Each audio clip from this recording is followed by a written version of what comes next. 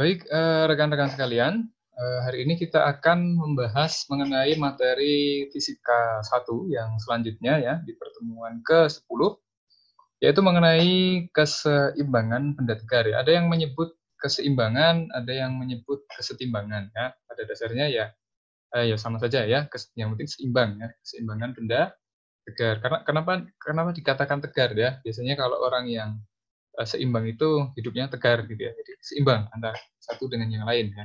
Jadi bisa dikatakan seperti itu. Nah, untuk aplikasinya sendiri, untuk keseimbangan ini ada berbagai macam hal ya. Baik di dunia olahraga ya, teman-teman bisa lihat di sini di angkat beban ya. Olahraga angkat beban itu memerlukan keseimbangan ya. Kalau otot tangan kanan dan juga otot tangan kiri berbeda, ya pasti akan susah ya untuk mengangkat dengan baik ya. Tentunya beban itu juga sama ya, kanan dan kiri dumbbellnya atau barbelnya itu harus sama. Ya, kalau berbeda bisa mencederai otot ya. Nah, fisika ini memang manfaatnya atau aplikasinya banyak banget ya di kehidupan kita. Nah, seperti kemarin di dunia militer ada juga ya, ketika meluncurkan roket atau peluru dari ketinggian tertentu, ya itu menggunakan prinsip gerak parabolik ya. Kemudian di dunia olahraga ada keseimbangan, ada ketika bermain bola basket ya, ada hitung-hitungannya, ada rumus gerak parabolik setengah lingkaran ya dan sebagainya. Kemudian prinsip keseimbangan yang kedua, misalkan di dunia perdagangan ya, yaitu mengenai timbangan ya. Nah, ini teman-teman kalau tidak pandemi, teman-teman di lab bisa lihat ya, di lab kita, tempatnya di lab sistem ketenagaan ada berbagai macam alat fisika ya. Salah satunya adalah timbangan ya. Di situ ada timbangan Ohaus ya, ada timbangan Ohaus, ada timbangan yang lain ya, ada timbangan yang pakai anak timbangan dan sebagainya. Nah, di situ bisa praktikum prinsip kesetimbangan. Kemudian di sini juga ada ya, ini sebenarnya sama dengan angkat beban ya. Sekarang ini petani-petani di zaman dulu ketika membawa dagangannya, mereka pakai bambu ya, kemudian diikatkan ke dua keranjang seperti ini. Tentunya bebannya harus sama ya. Kalau tidak sama nanti bisa mudah sakit ya ototnya. Kanan dan kiri tidak seimbang. Kemudian ketika teman-teman berkendara ya, naik motor, naik di bidang otomotif juga aplikasinya banyak ya. Jadi fisika itu ilmu benda mati tapi aplikasinya banyak sekali. Nah, ketika naik motor ya, naik kendaraan sepeda ya, biasanya kalau belajar sepeda, kalau keseimbangannya belum lancar, teman-teman tidak bisa naik sepeda dengan baik. Oke, kemudian nah ini beberapa prinsip lagi ya. Ternyata di alam juga ada keseimbangan yang sudah di set ya oleh Allah Subhanahu wa taala ya. Kalau teman-teman lihat beberapa pemandangan-pemandangan alam yang bisa dikatakan keajaiban dunia ya. Ada sekumpulan batu-batu yang dia bisa berdiri dengan seimbang dengan sendirinya ya. Ini kalau secara logika ini akan jatuh ya. Nah, tapi ternyata sudah menerapkan prinsip keseimbangan. Juga biasanya kalau teman-teman makan buah salak ya, kemudian dikasih sapu lidi, kemudian dikasih karet ya, itu ada mainan. Kalau saya dulu sering mainan itu ya, bikin keseimbangan dari biji buah salak dan juga sapu lidi, itu juga bisa ya. Kemudian ini sirkus ya, ternyata hewan juga ternyata hewan juga bisa membuat keseimbangan dengan baik ya. Nah, contohnya hewan-hewan seperti gajah ya bisa bisa dilatih ternyata ya untuk belajar keseimbangan. Kemudian ini ya yang bawah ini adalah ini juga sebenarnya tips and trick ya, kelihatannya orang ini melayang ya. Melayang di atas udara ya, seperti ceritanya ingin biasanya untuk menarik perhatian orang ya. Nah, sebenarnya dia juga memiliki prinsip keseimbangan di dalamnya. Nah, teman-teman kalau penasaran ini bisa searching di YouTube ya. Tips untuk seperti ini itu ada tipsnya, itu bukan tidak menggunakan kekuatan kekuatan apa ya, kekuatan jin atau apa ya, tapi itu hanya sebenarnya prinsip kesetimbangan ya. Begitu. Oke, itu beberapa aplikasi dari kesetimbangan. Nah, sekarang kita masuk ke materi secara sains ya. Nah, apa yang dimaksud dengan kesetimbangan ya? Nah, kesetimbangan atau keseimbangan itu bisa terjadi ya ketika jumlah gaya yang berada di dalam sebuah sistem itu nilainya sama ya, atau sigma F sama dengan 0 ya. Kembali lagi kita ke hukum fisika 1, hukum Newton 1. Nah, sebenarnya di materi fisika ini ya, ini masih masuk ke CPMK 2 ya, kinematika dan dinamika gerak. Nah, ini insya Allah nanti kita sampai pertemuan ke 11 ya, kita masih membicarakan kinematika dan dinamika gerak. Nah, sebenarnya rumusnya masih menggunakan rumus yang kemarin-kemarin ya, rumus hukum Newton 1, 2, 3 itu pasti selalu dipakai.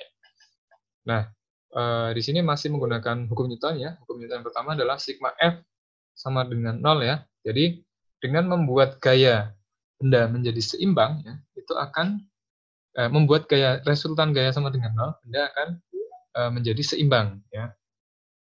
Jika jumlah gaya yang bekerja pada partikel sebuah benda ya sama dengan 0, maka partikel tersebut akan memiliki dua kondisi. Ya. Ini hukum Newton yang pertama dulu ya. Yang pertama bisa terjadi benda dalam keadaan diam, ya seperti setimbang tadi ya. Ketika ngangkat beban, ya itu pasti diam. Itu salah satu kondisi yang diam. Karena sigma F-nya sama dengan 0 ya. Beban yang diangkat ke atas dengan berat dumbbell ke bawah itu sama, ya sehingga akan diam. Atau bisa terjadi kondisi kedua. Benda bergerak dengan kecepatan konstan, ya, atau bergerak secara lurus beraturan. Contohnya mobil yang berjalan, ya. Kenapa mobil yang berjalan itu tidak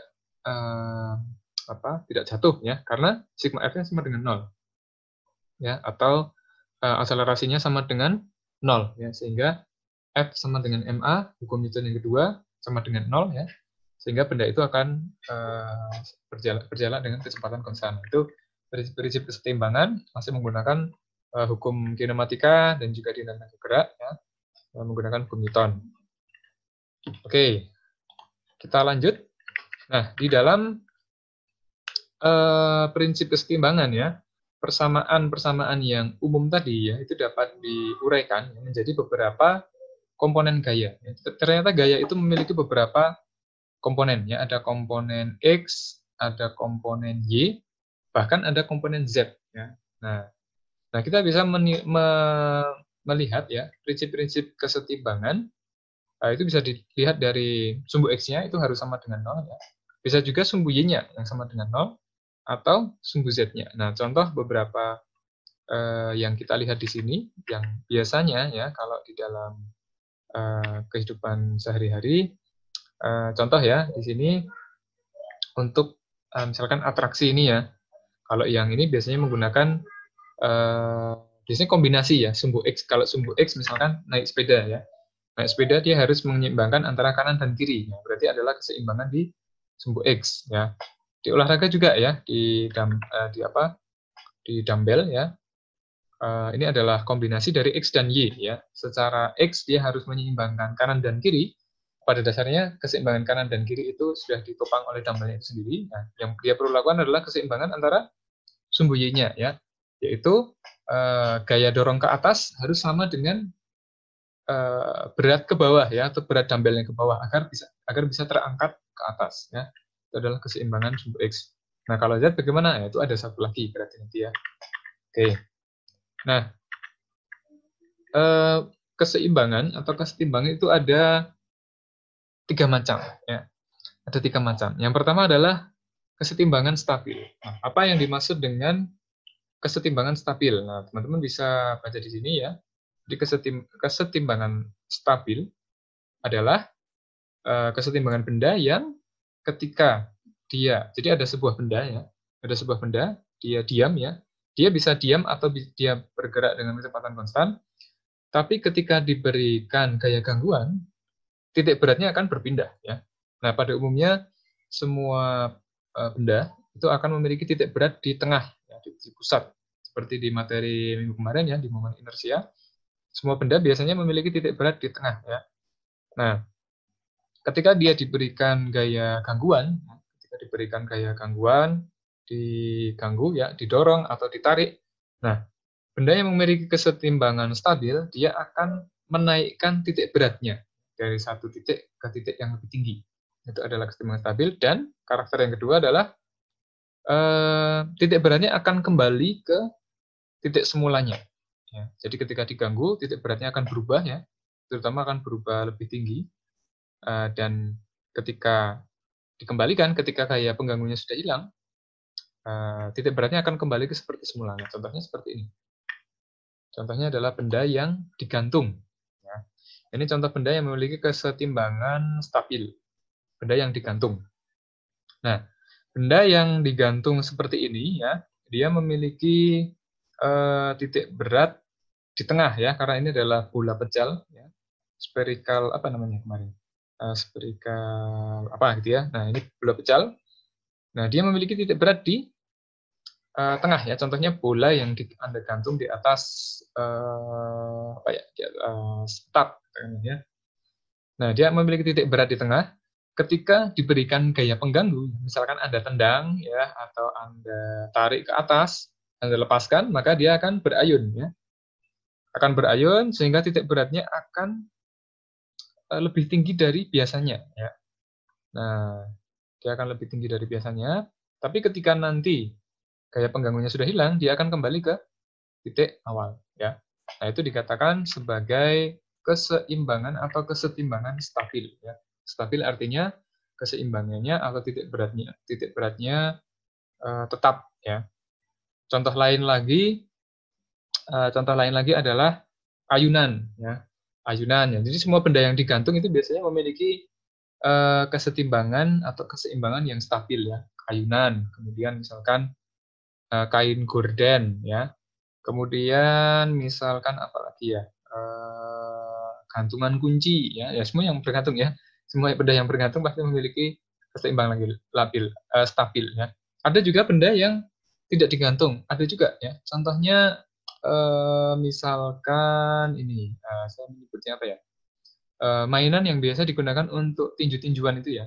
Nah, ketika ditinju dia akan bergetar, ya. Kemudian ketika sudah selesai dia akan di awal lagi, ya. Jadi mainan yang ketika tarik kita lepas, tarik, lepas, tarik, lepas. Itu contoh benda yang memiliki keseimbangan stabil. Nah, yang kedua adalah keseimbangan atau kesetimbangan labil. Nah, apa itu kesetimbangan labil?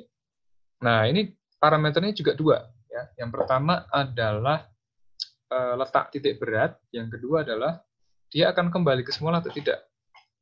Nah, kalau kesetimbangan labil, ketika diberikan gaya gangguan, ya, titik beratnya akan turun, ya. Di sini titik beratnya akan turun. Nah, kemudian yang kedua, parameter yang kedua adalah mengenai titik beratnya akan stay atau tidak, ya. Ternyata tidak, ya. Kenapa tidak? Karena dikatakan keseimbangan labil. Jadi kalau labil itu dia akan tidak kembali ke awalnya, ya. Jadi kalau orang bilang ini, dia akan mengikuti. Orang bilang A, dia akan ngikutin A. Orang bilang B, dia akan B. Orang C akan C. Nah, seperti juga dengan prinsip kesetimbangan labil, ya. Artinya labil, ya, tidak tetap. Contohnya seperti ini. Benda-benda yang berada di satu titik lebih tinggi dari benda lain. Nah, contohnya di sini saya mencontohkan benda yang sama, ya, yaitu bola, ya. Saya mencontohkan benda yang sama.